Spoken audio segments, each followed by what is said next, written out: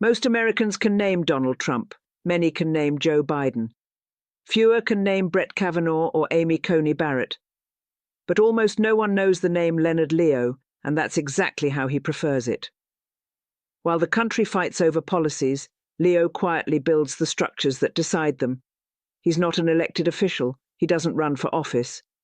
But over the past 2 decades, Leonard Leo has done more to reshape the American legal landscape than many senators, presidents, or judges.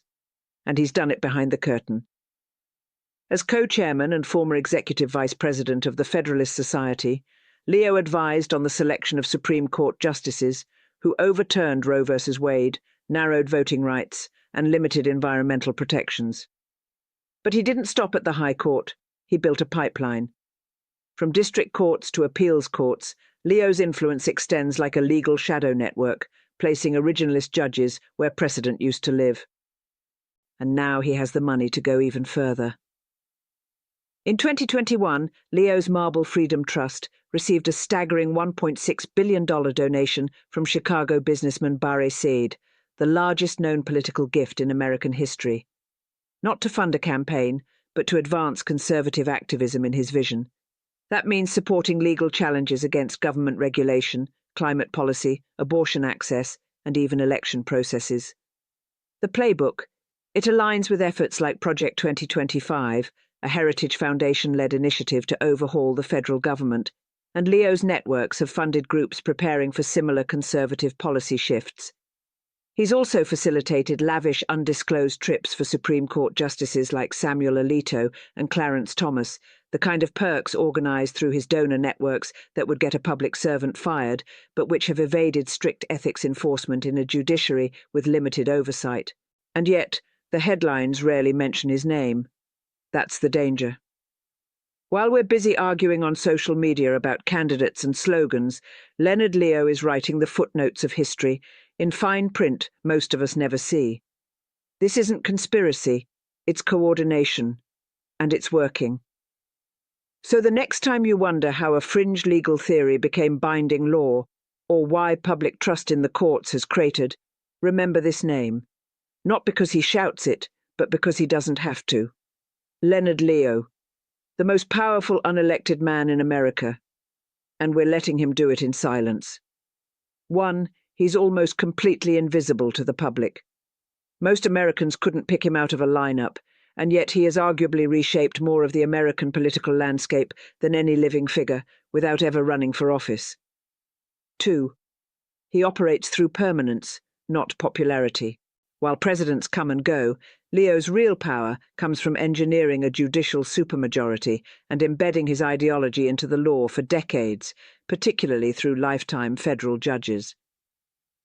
3, he has billion-dollar influence with zero accountability. Through his networks, like the Marble Freedom Trust, he's moved $1.6 billion from donors into judicial activism, legal campaigns, and media shaping, with almost no oversight or press scrutiny. 4, his agenda is deeply ideological and strategic. This isn't just about being conservative, it's about remaking the constitutional framework, weakening federal oversight, empowering state-level authority, rolling back decades of precedent on voting rights, reproductive rights, regulatory power, and civil protections. He's the force behind decisions like Dobbs, Shelby County, and the Chevron deference rollback, each systematically shifting power away from elected government and toward courts, corporations, and conservative legal theory. So, a quick recap. Co-chairman and former executive vice president of the Federalist Society, longtime judicial kingmaker, on the American right key advisor in the conservative legal revolution, including stacking the Supreme Court aligned with networks supporting Project 2025, the policy playbook for a conservative overhaul of government, why he's dangerous. He doesn't run for office, he runs people who do. He's behind the curtain shaping judicial, legal, and policy infrastructure that outlasts any election. His fingerprints are on decisions gutting voting rights, abortion access, campaign finance law, and federal agency power. He builds systems, not headlines. While Trump tweets and shouts, Leo advises on the manual, places the judges, and engineers the undoing of the administrative state. Bureaucratic reprogramming disguised as liberty. He understands how to leverage chaos. The louder the MAGA noise, the more quietly Leo's network rewires the levers of power. Supreme Court, state AGs, education boards, religious coalitions, media outlets. He has billions at his disposal now.